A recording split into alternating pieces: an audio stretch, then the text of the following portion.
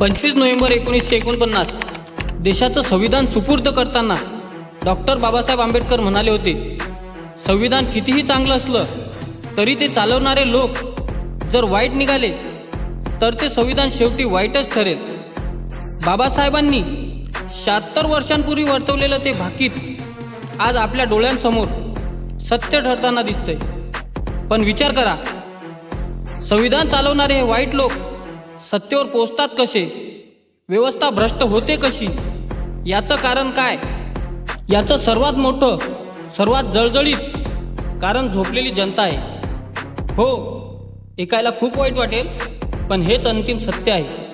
आपण एक समाज म्हणून, एक नागरिक म्हणून आतून मृत झालेला आहोत. जी जनता रस्ते, शिक्षण, आरोग्य आणि रोजगारावर प्रश्न विचारण्याऐवजी जात आणि धर्माच्या नावावर आपापसात लढत राहते, ती जनता झोपलेली नाही तर काय आहे?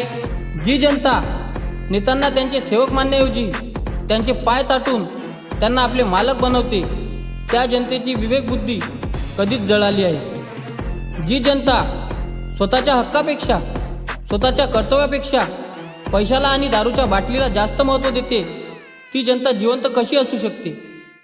बाबासाहेबांनी आपल्या संविधानाच्या रूपाने जगात सर्वात शक्तिशाली शस्त्र दिलं होतं. पण ते शस्त्र किती धारदार असलं तरी ते चालवणाऱ्याचे हात जर कमजोर असतील तर ते शस्त्र काय कामाचं?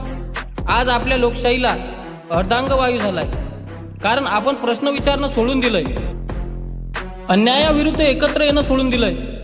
मित्रांनो, जोपर्यंत ही झोपलेली जनता जागी होत नाही, जोपर्यंत आपण जातीपातीच्या पलीकडे जाऊन संविधानाचा आदर करायला शिकत नाही, तोपर्यंत राजे बदलतील पण प्रजेचे मरण कधीच थांबणार नाही. आता तरी जागे व्हा आणि झोपलेली जनता म्हणून जगणं नाकारा. जय भीम, जय भारत.